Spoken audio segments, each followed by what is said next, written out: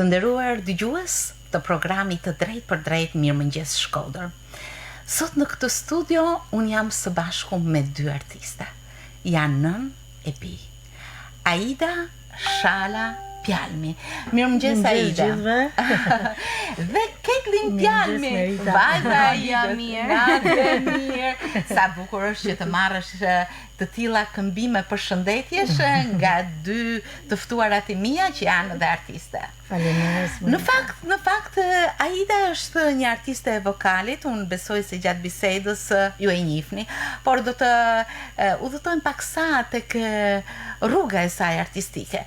Por Ketlin, vajza e Aidës dhe e Elvisit, është një artiste, unë do ta quaja në rrugën e saj natyrisht të ende të fillimit, sepse rruga e artit shpresoj t'i dhuroj shumë çka.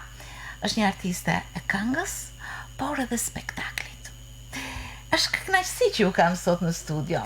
Do desha të dija si është kjo marrëdhënie juaj, natyrisht që ka afeksionin nën dhe bi, por që jep dhe merr me artin. Është diçka plus do thoja, një specifik që jo të gjitha kanë. Me leje? Po! Unë jam rrit në këtë godinë, sepse e kam shoqënu në anën teme gjithmonë prova. Unë kam qenë gjithmonë pjesë e çdo aktivitetit të saj dhe e çdo prove. Ndërkohë që nana Aida ka dashur me ndërtu Ketlinin ndryshe prej Aidës dhe më ka lënë në këmbët e mia. Për në pjesën artistike nuk ka ndërhyj as pak. Është përpjek me e bromos Ketlinin si karakter, si natyrë, ndoshta ashtu siç ajo ka dashur. Si njeri, si formim. Por në pjesën artistike, bile profesor kujtimi Alia thot diçka që e përshëndesim patjetër. Por thotë gjithmonë që Aida ka kënë nxënësja jeme dhe ai ti kena lidh çet, një të sipër, mos rriposh si ton print të tjerë. Nana nuk ka ndërhyrë këtë aspekt. Sa bukur. Po megjithatë ai nektari marr nga nana, nga arti, nga institucionet e artit kanë ndikuar në dejet Flason tash. Po. Edhe më thanë, me që ka asistuar që e vogël në prova, edhe unë gjithmonë kam këtu muzikë klasike, kjo gjatë dihet. Muzika klasike është një muzikë shumë e mirë. Edhe Ketlin të i kanë shumë e pranishme, kishte momente edhe pse ishte shumë e vogël, edhe ose mbate një vrejtje ashtu si që mendonte ajo, por shpesh herë e merrte, e thithte emocionin që unë transmetosha, ose në të kundërt shpesh herë më thoshte, nan sot nuk është dita jote më e mirë. Dhe kur merr një përshtypje të tillë nga fëmia, është vërtet në gjaja që e kisha domethënë pranishme çdo sekond. Kritike e parë. E ka shiju pa fund muzikën klasike. Din njeh pjesë shumë të bukura, domethënë që e kanë mush ndoshta me atë ajrin e bukur të klasicizmit, por nuk ishte ajo që vendosi për me vazhdu rrugën ku unë mendova se do të ecim së bashku. Megjithatë Aida është një këngëtare shumë e vlerësuar, madje shumë herë soliste, keni patur një karrierë dhe vazhdoni të bukur dhe të vlerësuar për vokalin tuaj. Më tregoni paksa në rrugën tuaj të artit, kush ka ndikuar dhe si ka qenë ajo?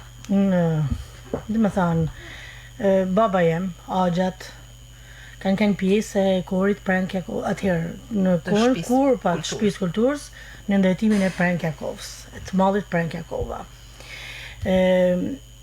Baba shumë, dhe më thanë, fans i muzikës klasike, besoj që nuk ka pas në një disë tjetër shtëpia jonë përveç se muzikës klasike, edhe unë e vogël si që Ketlin me mu, edhe unë një gjosha arjet e babs.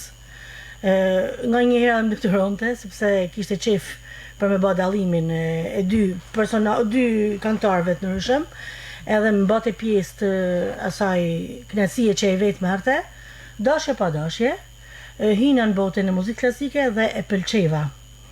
Emri jem nuk ashtë më kot Aida, jam Aida e Verdit për farefisin tem. Po. Edhe, dhe më thënë, çdo gjë fillon edhe vazhdon me Aida. Baba juaj emri Qesk Shala është një nër, e them me gojen plot sepse ka një zë të mrekullueshëm. Është një tenor që nuk di, më vjen shumë keq që nuk e di as vet arsyn. Ndoshta edhe ai nuk din me e shpjegu pse sot nuk është pakten pjesë e skenave. Megjithatë, rrjedha e jetës ka çuar tek vajza, e cila Aida mbaroi për kanto. Po, dhe më thënë, ishte dëshire normale të dy prindve, që unë t'isha kantore lirike, se këshumë më mëndoshin mua ta. Kjo përkonte edhe me dëshirën tënde, patjetër. Po, sepse isha bromus, unë ishte pjesë e juna. Ishte pa mujtën që çdo ditë ne mos të paktën 3 orë në ditë do të ndjoshim për kënaqësinë e babës. Po edhe të nënës, domethënë se e shoh që e pëlqen shumë. Edhe hina në shkollë muzikës, aty fillon mandaj ajo Historia. Pjesa tjetër.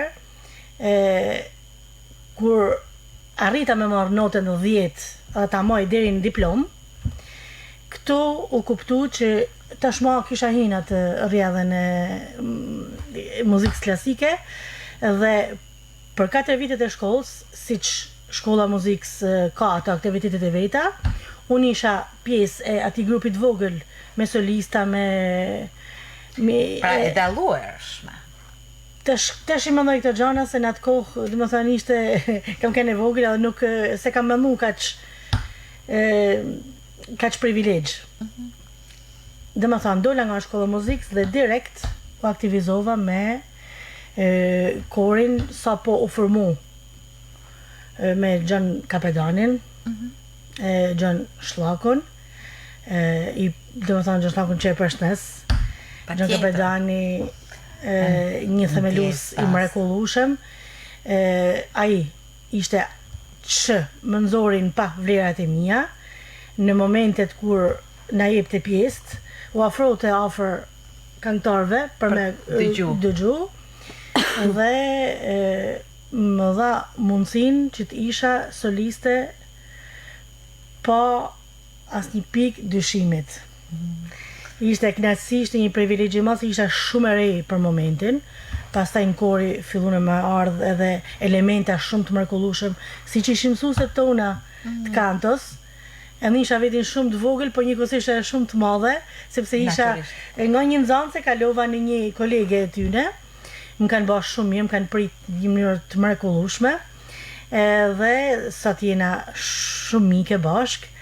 Edhe kur i tham nga njëherë mësuese çeshin, sepse i duket sikur ka kaluar ajo periudhë, po për mua meten gjithmonë mësuese. Çfarë ke kënduar Aida? Zakonisht kam këndu pjesë të kishtare. Domethënë ato modë bukur të kishtare. Po që janë klasike. Kur ka ardhur papa në Shqipëri, kam pas fatin me këndu Panis Angelikos.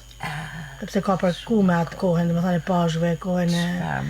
Ashtë tamam një pjesë e mrekullueshme. Si u ndjeve, sepse do të ishte që janë vërtet një emocion plus? Për krah me jetë ishte një këngëtare shumë e mirë, Melinda Paparisto, që e kishte ardhur enkas nga Tirana, ajo kishte një pjesë tjetër, unë isha një fëmijë krejt i vogël në krahasim me tonat Zoe, me Melinda, por edhe kisha një domethënë një angë dhe në momentin që ajo të më dëgjonte mua të kënu, që të paktën ta kuptosha në fytyrën e saj, ai jam unë, ajo që do të bëjmë spektaklin bashkët. Për krah saj. Arri unë do të jem ajo niveli i saj, por domethënë çdo gjë kishte marrë fund, ishte vendosur që me kënu unë Panis Angelikos, besoj se është pëlqyer. Besoj. Po patjetër. Po, që kam marrë mrapa falënderime, urime. Aja ishte një kujtim që ndoshta është pak më i veçantë se sa kujtimet e tjera. Të mbaj mend shumë mirë Aid. Shumë. Sepse ke qenë një këngëtare shumë e vlerësuar dhe madje ke patur kaq të vogël Ketlin, të themi pak javësha, muajsh. 2 muaj ka kënë Caitlin, kur më është dash me shku në Tiranë me të mu për një shfaqje që u më note sa shumë e rëndësishme, dhe mënyra se si ma kërkun, u imaginoni unë me fëmijë kaq, por gjithmonë fal mundësive që më dhane për me akomodu mirë në hotel, njeri unë me vejdi asistentin dhe më thonë që unë mora vajzën e aqës, edhe mi kryu në gjitha mundësi që Caitlin të ishte në një dorë të mirë dhe unë të kënosha për atë aktivitet që ishte shumë i rëndësishëm për kohën. Flas. Caitlin ma kuptojmë duket atë dhe ishte ma skeme dhe në momentin që ka marun nuk s'kam pipti. Nuk unë Çfarë ndjeshmërie, është instinktive, ndoshta. Por Caitlin të ka shoqëruar edhe në vitet e para, domethënë, edhe kur keni bërë turne brenda dhe jashtë Shqipërisë, e keni pasur si pjesëmarrëse më vogël të grupit. Ndoshta kjo e ka hapur edhe një dashuri për artin në skenë dhe pas skene, sepse artistët kanë një ndjeshmëri dhe qëndrimin me njerëzit, me grupet, dhe më thonë, sot e mendoj që pas kam bërë mirë që e kam marrë me vedi, sepse ty najt me grupet ndryshme, shoqënore, normalisht, edhe artistash, dhe më thonë, artistike, Caitlin është më i mirë, është a duk sikur a vlerësu më shumë të nosha se një fëmijë tjetër që po rrin në shtëpi, po bën ato lojnet e veta. Ka qenë i vlerësuar dhe gjithmonë në vëmendjen e pritit, por edhe të tjerëve. Dhe ka marrë dashnin çamaroke, e lezetshme. Ka marrë njëherë ka prish edhe provat, por gjithmonë atë. Por e kanë mirë kuptu. Një çamaroke e vogël, e mrekullueshme, e shëndetshme, ashtu siç mund të jetë një fëmijë vetëm, sepse edhe unë një fëmijë vetëm, me ndjes të gjithëve që kanë shumë fëmijë paçin me jetë ose. Faleminderit, aty e kanë dashur shumë, por edhe Caitlin i ka dhënë. Dashnia ka të desha të them, sepse ajo ka patur ato ndjesi që komunikonte shumë bukur. Dhe kudo që ta vendosje, në çfarëdo ambienti, qoftë si prezantuese, qoftë për të bërë një spot, qoftë për të këndu, madje ke fituar një çmim pa patur dy dhëmbët e parë, atëherë kur po të ndroheshin, kryetari i jurisë, kompozitori Kolec Gajtani tha, po ja japim çmimin e bilbilave, një vajzë të vogël që nuk i ka dy dhëmbë. Dhe mos gaboj, ju na keni prezantuar vetë. Po, ka shumë mundësi. Kështu që ka një augur shumë i mirë për mua. Faleminderit. Edhe ishte se normalisht fëmijët kanë atë kënaqësinë kur shohin një person tamël që e mirë pret, sepse para kanë jurin, edhe ju seriozisht ishit për fëmijët, nuk e di si ajo zona, shumë faleminderit. Që shoqëroste. Dini se këto kujtime më lidhin shumë të shka, por gjithsesi kjo rrugë e bukur e artit është shumë shpresdhënëse.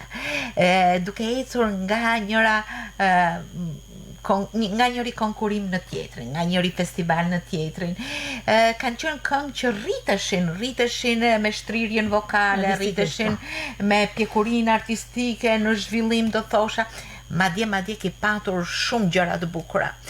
Vlerësime, çmime, por si që jemi ne shqiptarët që kur komunikojmë artin jashtë e vlerësojmë akoma më shumë, keni patur një rast shumë të bukur në Itali kur ke fituar 2 çmime.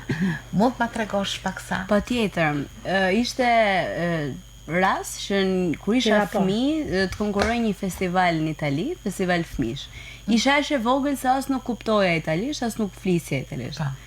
Fitoj çmimin e parë, pa e ditë se kisha fituar çmimin e parë dhe e kam kuptuar veç momentin që është komuniku mamës. Ishte ora diku 1-2 e natë, edhe ata që më shoqëronin telefonojnë mamën dhe thonë Caitlin ka fituar, unë aty e kuptova se kisha fituar. Çfarë këngë ke kënduar Caitlin?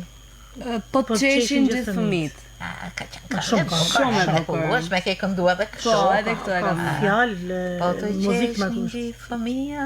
Po, bravo, je shumë e sa. Është një mrekulli, po sa bukur që ka komunikuar muzika, arti, interpretimi për të vlerësuar në një kompeticion të huaj. Edhe unë habita, por habia shkon edhe më larg se kaq, sepse noll diçka edhe më e bukur. Kryetari i bashkisë kishte një Në çfarë qyteti keni qenë? në Kozencë. Kozenca, po. Kryetari i bashkisë më fton edhe vitet në vijim si e ftumja e nderit. Unë aty fillova dhe me mësoj italishtën, filloi komunikimi, edhe kriju me një lloj afeksionit, ndoshta edhe me organizatorët, edhe me kryetarin, edhe për vite me radhë, përveç se isha unë e ftumja e nderit, po ftojnë edhe mamën edhe babën. Organizohen koncerte shumë të bukura me Jimmy Fontanën në qytete të ndryshme, lëvizjem, bat edhe një konkurs shaut, mos gabon, sepse baba është shahist, ish kampion. Edhe gjithë ishim si në shtëpi tonë, ishte shumë kënaqësi. Një moment caktuar, kryetari i bashkisë më thotë që organizohet një festival, më thotë. Por për të rritun, unë isha 16 vjeçe. 14 vjeçe. 14? 14. 14. Po. Edhe sa po kisha fillu mu dopsu. Edhe Po, me ajo shumë mosha. trup, po. Që mbaron 8 vjeçare, 9 vjeçare. E më kujdes për vedi me fjalën. Po, isha disi ma kujdesshme edhe në pamje, edhe në veshje, edhe në kile. Edhe më thotë, ne do të shkojmë thot me konkuru, por ti nuk do të diftosh thot as se sa vjeçe je, as prej ardhjen tënde. Dhe kur dikush të afrohet, ti thjesht qeshi, po mos i fol. Po. Po që ishte intriguese. Se mu duk të e lojmë vete, se unë Se kishte natyrë. përfitore për... Pas nuk e llogaritësha, ishin vëllezërit Scaravalioni që kanë marrë pjesë edhe në Shqipëri. Të famshëm të Dhe ishin personazhe që unë nga Shqipëria dhe i njihja, jo më ato vetë me njëri tjetrin. Knova dhe pritshmërit ishin zero, shkojnë publik te mama Çfarë te Knova? baba. Qytetin E vjetër, Telton Dedz. Aha. Por që nuk e sollëm në atë versionin rock, po më balad. Po. Unë knova dhe shkojnë publik te mama e te baba, Kryva tha. edhe kryva. Tash po shijoj tha festivalin Tash po shoh. Vjen momenti i çmimeve dhe po prit pa mendum, ndim që çmimi i Critics Caitlin Pjalmi. Meta, edhe ashtu si isha në pime, një fëmijë ishte shumë vonë, shkoj në skenë, marrë çmimin e Critics, u lumturova sa s'ka ma, dhe prap bajt njëjtin gjest që iku nga skena dhe shkoj te nana e te baba e lumtur me shiju fitoren e çmimit Critics. Tu prit kush po fiton çmimet e tjera, ik çmimi i tretë, ik çmimi i dytë. Bile të në dhanë version e Caitlin. Kjo ka me fitu e kjo kështu. Edhe nana, si gjithmonë nanat, ju keni një nuhatje. Aq më tepër kur bëhet fjalë edhe për art, që nana ishte në fushë të vet aty. Na thot mua dhe babs që a di se ka mundësi thot që çmimi mund sillet prap ka Caitlin. Dhe ndërkohë që ne dy një zanit jena sjell, a e ke seriozisht? A jem në vedi kështu bile krejt të flet. Qa po thu? Ne sërish nim Caitlin Pjalmi. Oh, çfarë mrekullie. Edhe aty nuk e lidhsha zanin me figurën dhe ishte një zoj mas meqin, thot ma daj.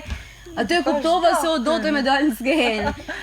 Edhe ishte kupa që madhe, sa as nuk e ka majt dot. Isha mpi, sa nuk e kujtoja as fjalët e fundit që kam thënë. Dhe i thoshin që pse e kishte pime, ti fitove çmimin e Critics. Pra çmimi i Critics është i bën me një juri posaçe, domethënë diçka më ashtu. Caitlin kishte meti, ishte krejt e papritën. Çfarë mrekullie. Çfarë ndjesie ju dha ky vlerësim? Sepse natyrisht kur dikush të vlerëson, të jep edhe krah. Apo jo? Dhe kjo është diçka e mrekullueshme. Aq më tepër që e shijova sepse gazetat u morën me këtë lajm që kryetari i bashkisë ku shkosha për vite kishte bërë një artikull, vajza jon fiton çmimin e parë. I mban përsëri këto lidhje Caitlin? Po, pavarësisht se un kam vite për shkak edhe të angazhimeve tjera, sepse ti nuk mundesh me ndërtu ndoshta diçka jashtë, po e pas në vend tënd diçka me shumë baza. Edhe po unë mjekin, komunikojmë, ato mjekin, mbështesin, përgëzojnë dhe patjetër që kjo më jep shumë kënaqësi. Kam kalu momente shumë bukura me ta, sikur edhe mos tishin këto çmime. Tash më tepër që u bane dy fish edhe ishte lumturi shumë mrekullueshme. Po ti e vazhdon aktivitetin tënd dhe për krah ke dy shtylla të forta, mamin dhe babin. Sepse të ndjekin nuk është thjesht një kujdes thjesht prindëror, por edhe kujdes i veçantë plus artistik diçka që të bën të ndjehesh edhe vlerësuar, por ndoshta edhe të japin këshillat e duhura. Unë mund të them diçka që sikur ndoshta unë të mos isha vajza e prindëve të mi, unë nuk do të isha kjo Caitlyn. E tham me plot gojen sepse besoj aq më tepër për Shqipërinë, vendin që ne jetojmë, që edhe kushtet, edhe shumë mundësi nuk janë si në botë. Për dy prind të shkputen me muj prej punet, sepse fëmin tanë 5 vjeç, e ftojnë Vera Grabocka të marrë pjesë një kolazh në Miss Albania. Ai ishte shumë i rëndësishëm sepse ishin gjithë si Drit Beleri, Vikina Kamenica, Eranda Libohova. Afirmuar. Po, dhe ashtë për mu kujtim fantastik, por një prind tjetër besoj ose një mundësi tjetër nuk do ta kishte bërë çdo kush. Na i them se po të mos e kisha pas në shtetjen e tyne, unë nuk do t'isha. Ose qofte edhe liria, unë normalisht që ma shdash me pas pjesë jetës teme shumë njerëz, ma shdash me shku në shumë veme, me konsumu shumë kafe, dhe mu nuk më kam mungu kur as liria, as për kraja tyne. Sepse është mirë kuptimi. Dhe unë kam edhe person tjetër me shtu, se kur rritesh, je zoja vedit, edhe shkon vet, han vet, i kryen tona nevojat vet. Po si unë si nana, kena një person që na ka shoqënu ton jetën. Gjyshin te me babën e nanës. Zotni Çesku. Po, zotni Çesku. Kur s'ka për tu, që dhe më thënë edhe mu me më shoqënu sa isha vajzë, edhe kisha ato oraret e mia. Nga njëherë provat shkoshin shumë gjatë edhe i nuk për tote, për kundërzi me një butësi, me një qëtësi, vinte me shalla për të mbrojtur. Po, ti njëjtën gjë ka bërë me Caitlyn. Për vite.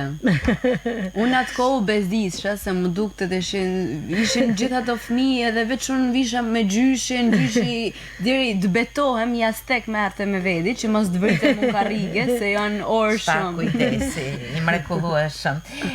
Po rruga jote vazhdon me këngën. Por është paralele edhe ajo shfaqja e jotja në art, edhe si prezantuese, madje edhe në skenën e humorit me Sander Ruçin. Unë do ta plotësoj gjatë ecurisë këtë portret tëndin. Si vinë natyrshëm këto veprimtari që plotësojnë ndoshta edhe portretin e një show girl? Çdo gjë ka ndodhur rastisht. Edhe dalja jeme në skenë nuk ka kënë diçka e mendume ose nuk është nana, se besoj njerëzit tanë e mendojnë që më ka marrë nana edhe e ka kuptu që kam vesh za. Dhe ka thënë. Sikur edhe mos shkojmë të pjesë, po ka kuptu që fëmia ka vesh edhe za edhe e ka zjarë. Nuk ka kështu. Unë kam dalë në formë demonstrative në skenë, kam gjetë një moment pauzët, vilvilave të vegjël edhe kam thënë që kam nanën më të keqe në botë.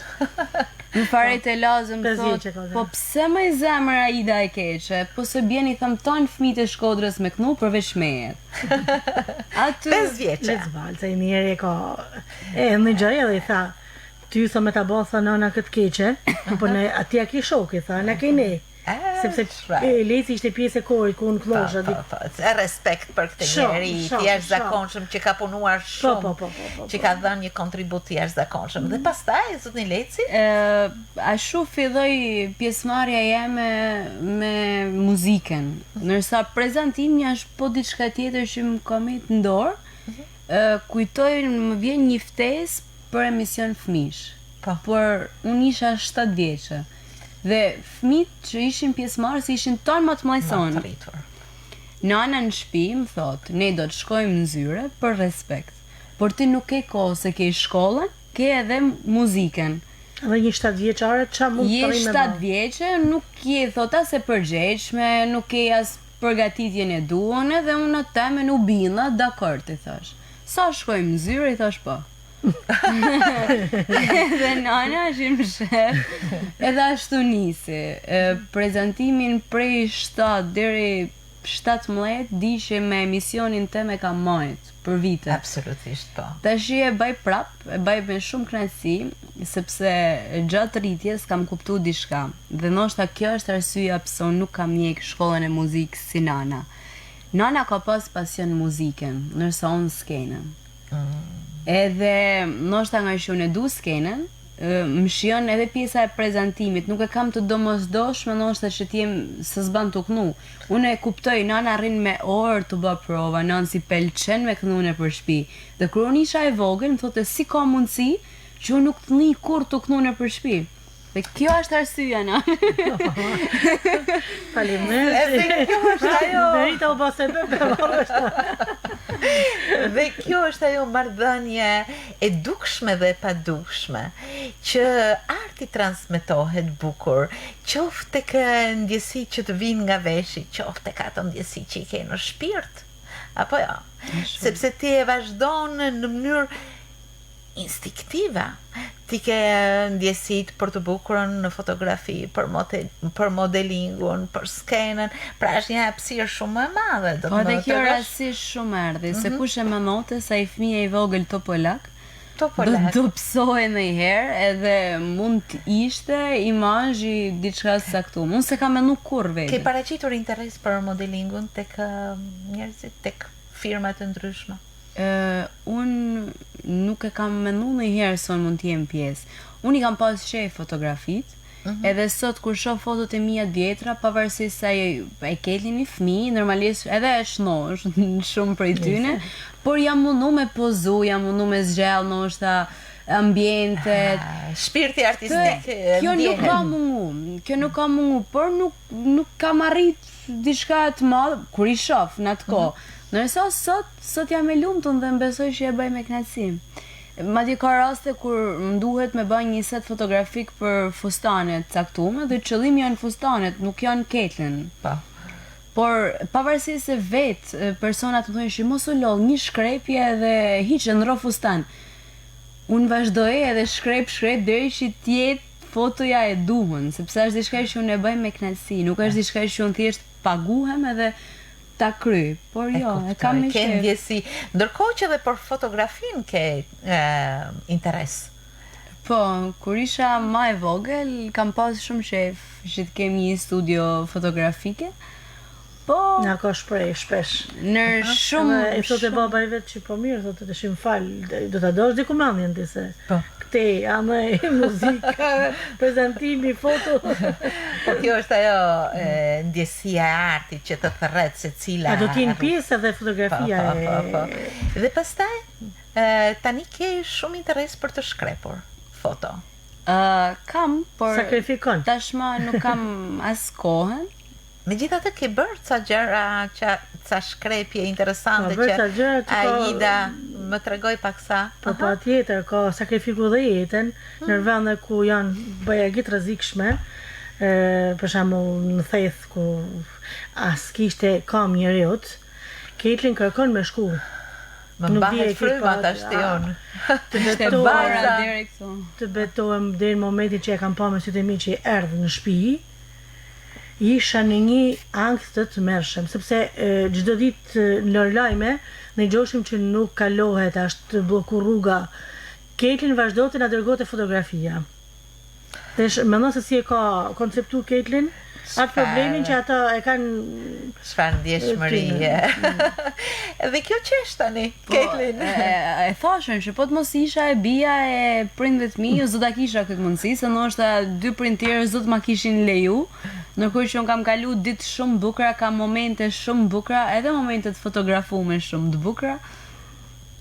Po ndërkohë ti studente? Po, studioj për shkenca politike, se u do të diçka krejt ndryshe për këtyne gjibaj. Si shkon në studimin në UET? Po, mirë, shumë mirë. Je në vitin e fundit. Po. Them diçka, edhe që në momentin që kam fillu të shkencat politike e kam kuptu. Politika edhe skena nuk kanë shumë ndryshime për njëna tjetrës. Përveç anës shpirtnore. Por në momentin që ti je në ekran, edhe në qoftë se nuk je lumtur dhe nuk vjen për të qesh, ti duhet dalësh duke buzëqesh. Të njëjtën gjë ti e bën edhe në parlament. Edhe në qoftë se nuk je qet, në ekran ti do të harrosh shqetësinë. E njëjta gjë ndodh në parlament, se po nuk e rujtë e hume. Janë shumë detaje që ngjasojnë me njëra tjetrën. Është njësoj si teatri, është shumë e bukur salla, është magjike. Pas skenet është rjanë ato kablot që të ngatrohen nërkam, është e njëjta situatë. Po gjithsesi ti nëse në një ditë do gjendesh në skenën politike, do të kesh ndjeshmëri, pritshmëri, komunikim që e bëjnë pastaj të shumëllojshëm marrëdhënien tënde. Unë nuk e di, jetës nuk i di edhe çdo gjë që ka ndodhur deri sot nuk ka qenë absolutisht e programuar, ka ndodhur shumë rastësisht. Por një gjë besoj që atë përgatitjen time artistike dhe atë që unë kam marrë pak të nga ana shpirtënore prej artit, edhe në qoftë se do t'jem aty, unë do të mundohem ta shfaqem. Dhe atë butësin, atë durimin, atë që artista dashje pa dashje e kanë, atë elasticitetin, do të mundohem që ta jap edhe në parlament, të sjellë fije muzikalite. Do të ishte edhe një pamje e mrekullueshme. Ndërkohë që aktivitetet, s'ka shumë kohë që unë ju duar trokitja tek pranverë me këngë. Ndërkohë aktivitetet të tjera, ne më herët para se të fillonim transmetimin në Facebook, dham këngën tënde Zemrën Malengat, që e ke kënduar të kënga magjike, apo dhe aktivitetet të tjera. Çfarë ritmi japin jetës tënde, pjesëmarrja, interesimi, thirrja, provat, skena? Është një aktivitet interaktiv, do të thosha. Po Ketlin nuk do të ishte Ketlin. Ka pas momente, unë e tham gjithmonë, unë nuk kam kënë një fëmijë që kam lujt në lojë. Unë alo sot nuk di me lujt asnjë lojë. Ka shumë gjëra që i kam pas të privume për jetës artistike që unë kam pas, por nuk jam e pendume, sepse sot e kuptoj që ndoshta unë la shumë gjëra pa bën momentin që jam prova, jam shfaqje, sa është ajo përgatitja, jo ruajtja para koncertit. Edhe patjetër që unë si një e re, si një 20 vjeçare la shumë gjëra pa bë, por prap nuk pendohem. Sepse ajo kënaqësia e duar trokitjeve, ajo magjia e skenës është e jashtëzakonshme. Por ajo që të bjen në sy, pavarësisë që një re fillon të krijoj, mua më duket se marrëdhënia prindërore vazhdon të jetë tepër afeksionuese. Është diçka, në fakt mua më pëlqen. Unë kam qenë shumë rritur se ti dhe përsëri atë ndjesinë me prindin, me nanën, me babën, domethënë kanë dhënë jetë. Apo jo. E shoh si karakteristik të ndën. Sa më e bukur, e pavarur, shprehse, shumë dimensionale në artin tënd, aq edhe e afërt me familjen, me nanën dhe babën. Unë jam e lumtur që njerëzit e vlerësojnë edhe më noll shpesh këtë gjë me atribu mu, por faktikisht kjo është merit e nënës. Sepse fëmia rritet si të arrish, sepse brumi është në dorën e dikujt tjetër. Nana gjithmonë, edhe kur unë kam qenë shumë e vogël, ka kriju një marrëdhënie shoqe. Edhe është e habitshme, por nuk e kam pas ndonjëherë nanën frikë.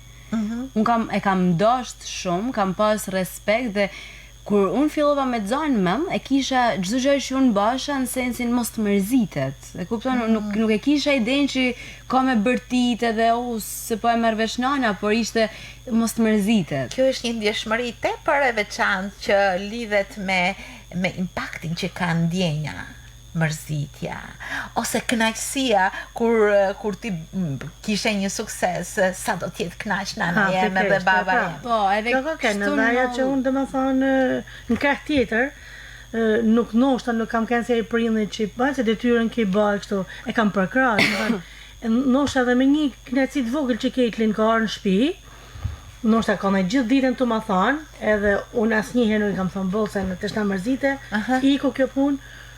Por e kena fillu dhe e kena mbyll bashkë dhe në momentin se kanë shumë nevojë fëmijët, unë kështu e mendoj, që ti përkrahim, që ta kuptojnë se çka ata duhet me bën jetë.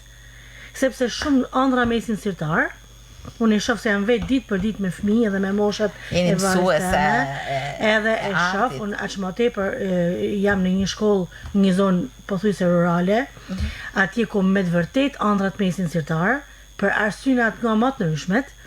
Edhe unë, domethënë, jetoj me atë dhimbësurinë që kam për ta. Edhe mendoj gjithmonë që jam e kënaqur që fëmijët tem, domethënë, shpesh herë ja kam nxjerrën pa, jo me ja fut e me ja rujt aty ku mesin për gjithë jetën. Sepse dëgjojmë histori nga më të ndryshme, nga kushtet veçanta, por më e keqja është kur mentaliteti frenon.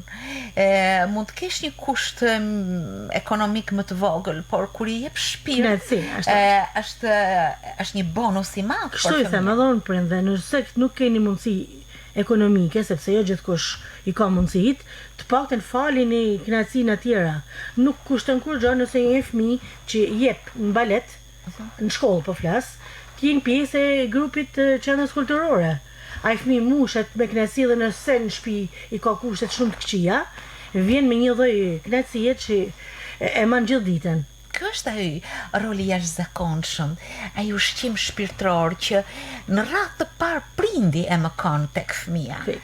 Dhe në këtë rastin ton është një shembull i mrekullueshëm i kësaj marrëdhënie të jashtëzakonshme, sa shpirtërore, të afërt, aq edhe artistike. Është fat, natyrisht, kur ke një komunikim të tillë. Ky lloj, domethënë, kjo lloj njësiet. Sepse nga gjyshi tek vajza, nga vajza përsëri tek vajza e saj, kjo është një marrëdhënie që nuk mund të kuptohet ndryshe veç se me një dashuri të madhe dhe me një ndjesi të veçantë artistike. Nuk e di, meqense ju jeni një celul prej 3 vetësh, babi, mami, Ketlin, pse nuk keni bërë ndonjë bashkëpunim artistik, fjala vjen një klip, një këngë, babi Shahis, ju të dyja që i këndoni anash në një fush me katror, ku jeta dhe kënaqësia ka përcejnë çdo pengesë për të mbërritur diku. Atja nxjerrë një parapaskenë të dyve. Po. Nuk e di se si kanë, por unë jam i vetmi person në shtëpi që nuk kam ndonjë problem prej kamerës. Edhe kjo ka qenë gjithmonë e habitshme për i të dyve. Sepse edhe nana dhe baba janë, sidomos baba, natyrë shumë emotive. Dhe më kërkojnë televizionin shumë punosha që me pas një për emisioneve babën të ftum. Si një ish kampion shahut. Edhe unë i tham në shtëpi, su bote fjalë. Dhe jo se nuk do të me më shumë fjallën vend, por thjesht nuk e përballoj të idenë e kamerës. I tham, po ti e me vajzën tame, i tham, emisioni bëhet në studio teme. Kanë nevojë për material. I tham, ti thjesht i shon materialet, edhe po nuk të pelqej, i tham, vedi, nuk e shfaqim atë emision. Mandej edhe e vuna në seder, se s'kisha mënyrë tjetër, dhe unë dosha që e me pas një kujtim tillë. Sepse me kenë kampion Shqipënisë nuk është fjalë goje. Shkoj dhe unë e përgatis gazetarën, i them që nuk është person që ka me pas kamerën në rekord edhe ka me të bilbilu, i them. Ose kime hek keq për mi anëzjarë muhabetet, lene thot se po e zgjidhem. Nuk ban hapje emisionit, nuk i difton se kamera kishte fillu me regjistru dhe i thot po marrë parandoj. Diskutojmë, i thot përpara që di edhe unë se çfarë të them gjatë emisionit. Normalisht kështu është i muhabetit, por në momentin që nezet kamera ishte problemi dhe duke bisedu me gazetarin ishte aq i lirshëm, aq në humor dhe ja rrëfen me detaje. Dhe në momentin e fundit thot gazetari, faleminderit se që na ndosh, ishte Elvis Pjalmi dhe bën mbylljen e emisionit. Edhe ishim shef mu që çfarë rrengu të bukur artistik i ka punuar vajza. Por kjo s'ju pengon që në një të ardhme, ashtu siç me atë mjeshtrinë tuaj të bëni përsëri, por në këtë radhë ku 2 mami dhe me vajza këndojnë dhe aty është Unë e kam shumë shef faktikisht këtë idenë e mamës edhe vajzë, sepse për babën e di që përveç se kam në mbështet në tanant, sepse normalisht që ka dhe kostet e veta, por besoj se përveç mbështetjes nuk do ta kena pjesë. Po kjo pjesa e vajzë, nan, mu më pëlqen edhe do të kisha dash, jo se nuk e kena, ne edhe të gjenu i vogël, nana natën para finale ka kenë skenë me mu edhe kena nuk hangën e marrë kaftallit bashkë. Ne shpesh në shumë gëzime, raste jena bashk. Ishim Korç para 1 muajit edhe ishte Lazarela këngëtare. Se kush i thot që pjesë keni edhe një këngëtare tjetër edhe vjen ndrejtohet. aty mori besesh, edhe mama këngëtare dhe u kthy një show, edhe është Sa gjithmonë kujtime të knatësi. bukura. Tjetë. Do t'ishte akoma më bukur që të krijohej një këngë e veçantë me një subjekt. Natyrisht unë nuk mund të jap ndjesinë e një krijimi, por që të mbesë si hiti juaj. Kjo është në ecurin tuaj mbase? Caitlin ka hapat e para, më thënë si e rritun me këngë e veta, të personalizume po flas. Po. Këndoj shumë bukur tek pranver me këngë. Po. Edhe ishte një këngë me pretendime, një këngë jo e thjeshtë. Ishte e vështirë, sa unë bile e kisha me shumë siklet. Gjithsesi aktivitetet janë në vijim dhe duart trokitjet vinë më pas. Ndërkohë që le të shpresojmë gjithmonë një rrugë të suksesshme. Caitlin Pjalmi, Aida Shala Pjalmi ishin së bashku në këtë mëngjes, këtu në Mirëmëngjes Shkodër. Do t'ju uroj nga zemra një ecuri të mrekullueshme, ashtu siç deri më tani keni patur. Aida një artiste dhe nën e plotësuar me artin e saj dhe të vajzës, ndërkohë që Caitlin një rrugë të mrekullueshme si këngëtare, por edhe si artiste, me shumë dimensione që jep shpirtin, artin, ndjesitë e saj që burojnë në gene, por që ajo i zhvillon me këtë dashuri të madhe që shpreh në pamjen e saj, por edhe në veprimtarinë e saj. Shumë të bukur dhe shumë serioze. Faleminderit, ishte një kënaqësi shumë e veçantë. Ne të dyja njihemi prej vitesh. Po. Edhe sinqerisht gjithmonë në momentin që ne shkputena bashk, maj kështu atë zanin e Amel, atë fjalën e Amel që merita që të përgojet, që s'muan kur. Aida, janë shumë të rrallë njerëzit si ju Merita. Është fakt edhe e tha me gojen plot, sidomos sot, njerëz që ju buron dashni, kënaqësi, shifesh qysh në momentin që don me fillu me fol. Kjo është jo më për më tepër. Kjo është një ndjesi njerëzore, Aida. Është sepse fat, është privilegj, është pasuni që ju e keni. Ju falenderoj shumë. Ju falenderoj lumë Shkodra. Për zojat e bukura, tamla edhe femnë ju falenderoj shumë nga zemra. Ju uroj mbarësi. Aida e paçi me jetë këtë vajzë të mrekullueshme, këtë dritë të shpirtit tuaj artistik, por këtë artiste të mrekullueshme që Shkodra ka për nder ta ketë. Faleminderit. Faleminderit. Faleminderit.